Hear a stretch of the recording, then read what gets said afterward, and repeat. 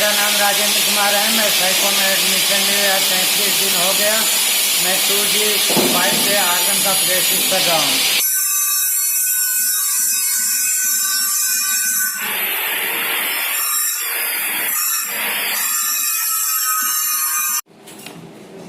मैं 2G पे pipe से आर्गन का प्रैक्टिस करके रखा हूँ। करीब से 20 अभी वेल्डिंग कोई बड़ी चीज़ नहीं है और वेल्डिंग बहुत बड़ा भी चीज़ है।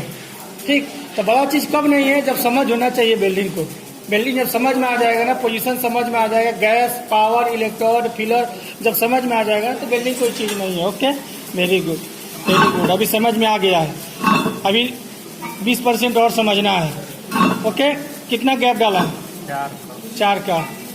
रूट अच्छा होगा तो 5 जिकल से नहीं, कल एक और मारा। अभी फिलर कट आ रहा है, दिखाइए बड़ा बड़ा फिलर कट होगा नहीं, लेवल होगा मैं पास करेगा, फिलर कट होगा नहीं पास करेगा। ओके ओके, एक और मारो, वेरी गुड।